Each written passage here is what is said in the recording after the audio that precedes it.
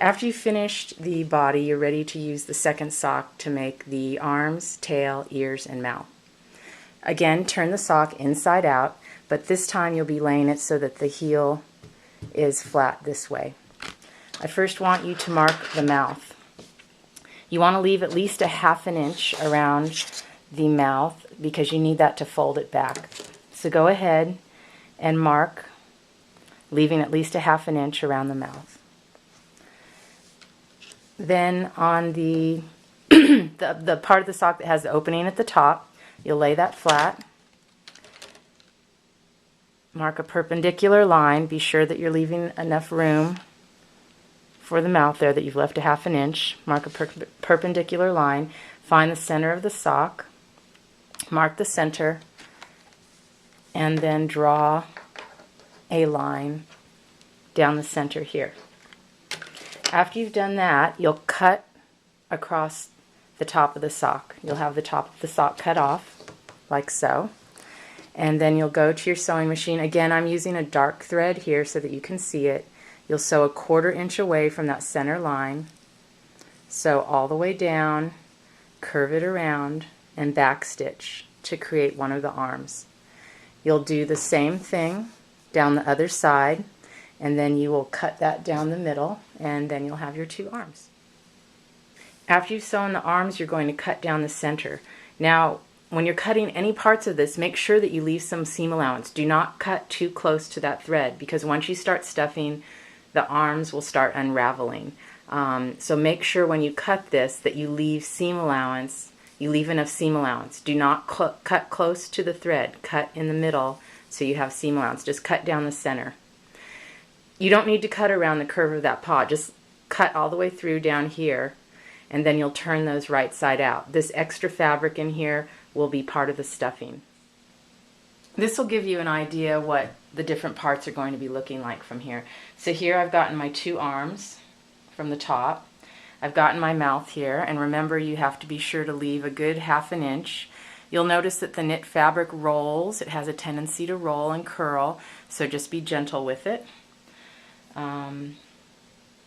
The tail comes out of this part down here, and then I have a pattern on the demo table. It'll have ears in it, so you don't have to freeform your ears.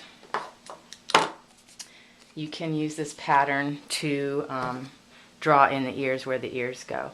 There's a couple options on, so the mouth is separate. That just all gets sewn by hand. Nothing on the machine with that. So we're done with the arm parts. And then what you'll do is draw about a fat inch, 1 1/4 inch will be drawn down here, and you can curve it around the tail down there to make a little bit on his tail right there. So you'll draw a line here. You'll put in both of your ears here. And I'm going to give you the option. You can either cut out the ears and cut the tail, but what happens is the fabric unravels a little bit. You just have to roll it back with your fingers. The other option is to do like what you did with the arms, where you sew down on this line, and then you sew around the ears before you cut. But remember, if you do it that way, you leave enough seam allowance so it doesn't unravel. The ears are on the fold. So what you'll have to do after you cut out the ear is you'll have to make a little slit in the fabric here so that you can sew around it and have an opening for the stuffing. So let's look at the ears next. Alright, let's look at the different stages of the ear. So after you have it sewn, make sure you have a good 1/4 inch seam allowance there so it doesn't unravel. You'll turn the ear right side out. So your ear will look like this, right side out. Then you'll take some stuffing and you'll lightly stuff the ear. Don't stuff it too thick because I'm going to have you go to the sewing machine and create an earlobe. So make sure that you tuck all these raw edges in. Again, don't stuff it too thick.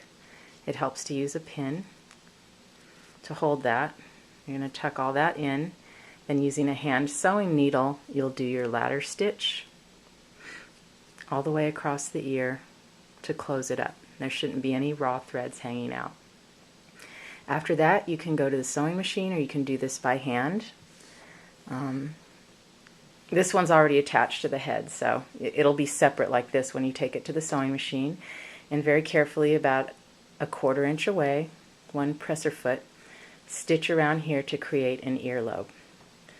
I used my hand needle. I just used a hand needle and I tried to make it look a little more interesting on this ear. So I sewed kind of an earlobe, and then you know how you have those little folds inside your ear? I made some little folds inside the ear there. After you've completed the ears, the next step is to attach the ears to the body. This will help you know where to put the mouth and where to put the arms. So start with the ears, and generally I do them about 2 fingers down from the white part of the toe of the sock here. So about 2 fingers down. There's a little line here, and if that looks like it's even, that's where you can line it up. So this is just for demonstration purposes. I don't have the earlobe sewn on it yet. But you will take the ear, kind of look, see what looks like the top and what looks like the bottom. To me, I would do this one this way.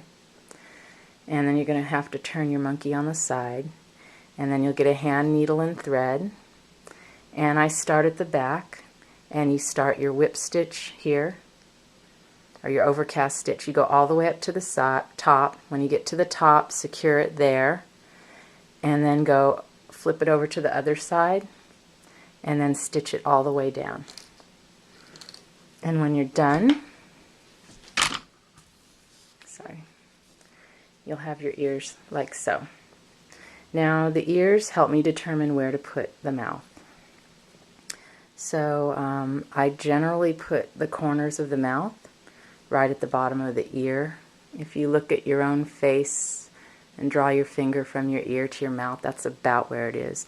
So pin down the mouth. You want extra in here because we're going to stuff that in a little bit. And now you have this extra brown fabric that you can fold under and pin. And again, you'll use your hand sewing needle to do, you can do the ladder stitch kind of against the body and against the mouth. So I generally start here at the bottom, and I stitch all the way around, and when I get to where I started, I leave like a little 1.5 finger hole. And after it's all stitched down, then you'll stuff the mouth and then finish closing it. When you're finished, the mouth should look like this. There shouldn't be threads sticking out. You should have tucked those pieces under and stitched all around it. Then you stuff it, so you'll have it stuffed like this. The last thing we do is the decoration. We do the eyes, the nostril, and the mouth last. So, the decorative stitches. So let's move on to the tail and the arms. Take your tail and your arms and turn them right side out so the seams are on the inside. And then you'll stuff them the same way that you did the legs. When you're done stuffing them, you will go around the opening.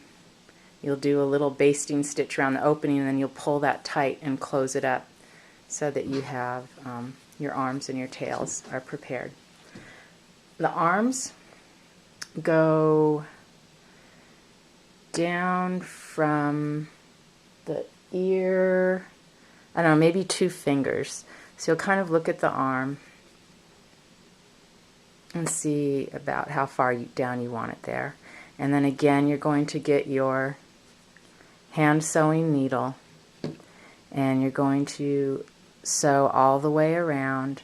And I want you to sew around 2 times so that it's nice and strong and the arms don't fall off. You can have the arms sort of angling out. If you want them angling down more, you can angle it down as you're stitching it. But whip stitch around there 2 times. And there's always debate about to where the tail goes. So your arms will go on here, down on the side, and then the tail, the instructions say to put it right up above the red part of the heel. So you'll take the tail and you'll attach it here on the back the same way that you do the arms.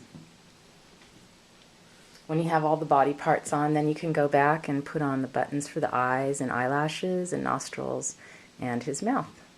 And then a ribbon around the neck makes a nice finish.